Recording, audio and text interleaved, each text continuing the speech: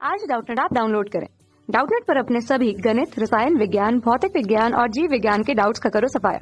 बस प्रश्न की फोटो खींचो, एक ही प्रश्न को क्रॉप करो और तुरंत वीडियो सोल्यूशन पाओ। अभी डाउनलोड करें। नमस्कार दोस्तों, हमारा आज का प्रश्न है प्रकाश संश्लेषण की क्रिया में ऑक्सीजन गैस निकलती है का निम्न बिंदुओं के अंतर्गत वर्णन कीजिए। जिसमें पहला है हमारे पास सिद्धांत, दूसरा नामांकित चित्र तथा तीसरा है सावधानियां कोई तीन। यानी कि हमें प्रश्न में पूछा गया है कि प्रकाश संश्लेषण की क्रिया में क्या होता है कि जो ऑक्सीजन गैस निकलती है उसका हमें निम्न बिंदुओं पर उसको प्रदर्शित करना है। सिद्धांत, नामांकित चित्र और इसके अतिरिक्त हमें इसकी कुछ तीन सावधानियां बतानी है। तो सर्वप्रथम हम देखते हैं कि सिद्धांत, ठीक है। जिस प्रकार के हम जानते हैं कि जो हरे पादप होते हैं, जो हरे पेड़ पौधे होते हैं, वो क्या करते हैं, प्रकाश संश्लेषण की क्रिया करते हैं और भोजन का निर्माण करते हैं, ठीक है। तो हम देखते हैं कि सर्वप्रथम यह क्या करते हैं, वातावरण से CO2 यानी कार्बन डाइऑक्साइड गैस लेते हैं और जल के कुछ अणु लेते हैं। जल के अणु कहाँ से लेते हैं, यह मृदा से लेते हैं। जो पौधे की जड़ होती है, मूलड्रम, उसके द्वारा जल को अवशोषण होता है, ठीक है। इन दोनों को लेकर सूर्य के प्रकाश की उपस्थिति में क्लोरोफिल नामक वर्णक के द्वारा यह क्या बनाते हैं, यह भोजन का निर्माण करते हैं, ठीक है। यह क्या है, यह ग्लूकोज है, C6H12O6। यह ग्लूकोज जो कि पौधे का भोजन कहा जाता है। और इसके अतिरिक्त यह कुछ मात्रा में जल जो होता है वह जल वाष्प के रूप में प्रवाहित कर देता है।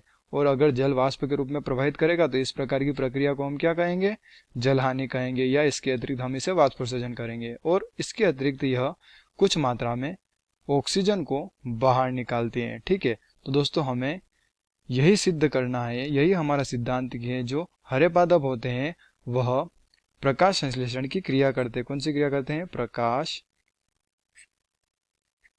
संश्लेषण की, ठीक है। तो इस प्रकाश संश्लेषण की क्रिया में क्या होता है कि जो ऑक्सीजन गैस वातावरण में विसरित होती हैं हरे पादप के द्वारा, वह किस प्रकार से होती हैं, किस प्रकार से हम सिद्ध कर सकते हैं। तो आइए दोस्तों हम इसे चित्र की सहायता से समझते हैं। तो सर्वप्रथम हम क्या करते हैं कि एक बीकर लेते हैं, ठीक है।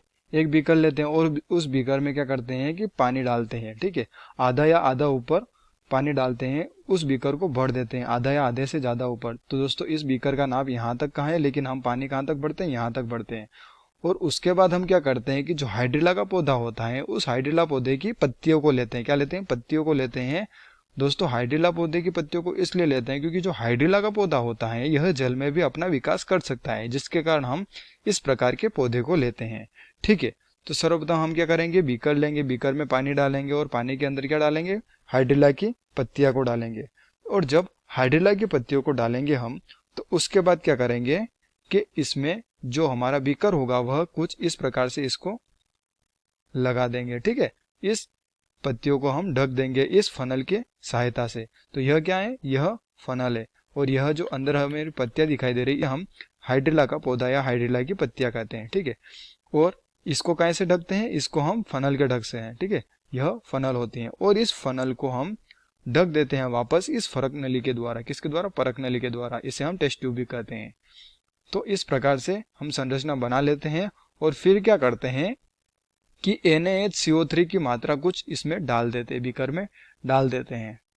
तो जिसके कारण क्या होता है कि जो CO2 होती हैं, क्या होती हैं, CO2 यानी कि कार्बन डाइऑक्साइड जो होती हैं, वह यह पौधे इससे प्राप्त कर सकते हैं। सोडियम बाइकार्बोनेट से यह CO2 यानी कि कार्बन डाइऑक्साइड प्राप्त कर सकते हैं, जिसके कारण हम क्या करते हैं कि NaHCO3 की मात्रा कुछ डाल देते हैं। तो इस प्रकार से डाल देते हैं और पूरा उपकरण हमारा तैयार हो जाता है। इसे हम क्या कहते हैं, इसे हम उपकरण कहते हैं। क्या कहते हैं, उपकरण, ठीक है।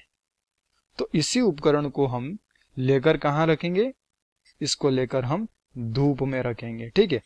अब हम इसको धूप में रखते हैं तो फिर क्या होता है कि धूप में रखने के बाद कुछ समय पश्चात हम देखते हैं कि फनल से जो गैस के बुलबुले निकलते हैं, ठीक है। यह क्या है, यह फनल है। यह जो है एक त्रिभुजाकार यह फनल है और इस फनल से क्या होते हैं कि बुलबुले निकलते हैं, ठीक है। यहाँ से कुछ इस प्रकार से बुलबुले निकलते हैं। और दोस्तों बुलबुले निकलते हैं, उसके बाद हम क्या करते हैं कि हमें पता चल जाता है कि यह जो बुलबुले निकल रहे हैं यह कौन से बुलबुले हैं, यह ऑक्सीजन के बुलबुले, ठीक है। यह ऑक्सीजन के बुलबुले यानी कि O2 के बुलबुले ऑक्सीजन निकल रही हैं। और इसी प्रकार से हम क्या करते हैं कि जो माचिस की तिली होती है जली हुई, अगर हम इसके पास लेके जाएंगे यानी कि इस परख नली के पास ले जाते हैं तो वह जल्दी जल्दी जलने लगती है। तो इसी प्रकार से सिद्ध होता है कि जो ऑक्सीजन होती है वह इस प्रकार के पौधे का या हरे पादप का उपोत्पाद होता है, और पौधे जो होते हैं प्रकाश संश्लेषण की क्रिया द्वारा भोजन का तो निर्माण करते हैं, लेकिन जो ऑक्सीजन होती है उसको वातावरण में विसरित कर देते हैं। किसको? ऑक्सीजन को वातावरण में विसरित कर देते हैं।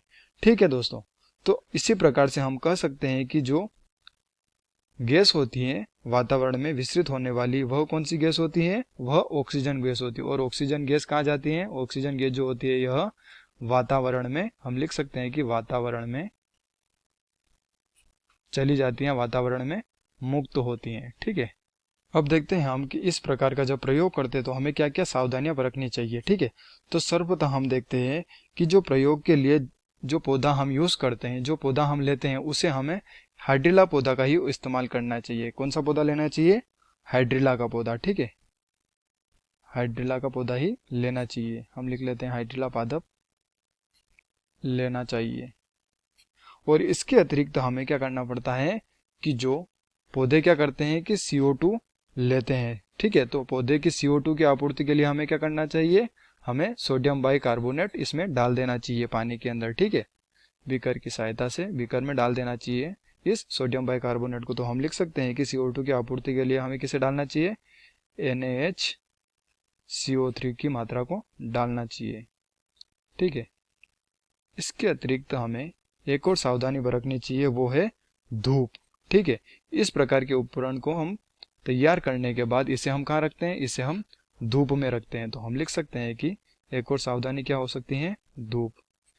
तो दोस्तों, हमने देखा कि यह जो प्रकाश संश्लेषण की क्रिया होती है इसमें क्या होता है कि O2 गैस निकलती है। ठीक है, और हमने देखा निम्न बिंदुओं पर सिद्धांत, नामांकित चित्र और 3 सावधानियां भी। तो धन्यवाद दोस्तों, आशा करता हूँ आपको यह उत्तर जरूर समझ में आया होगा। कक्षा 6 से 12वीं से लेकर नीट, IIT, JEE वो एडवांस के लेवल तक 1 करोड़ से ज्यादा छात्रों का भरोसा। आज ही डाउनलोड करें डाउटनेट ऐप या व्हाट्सएप करें अपने सारे डाउट्स 8400 400 400 पर।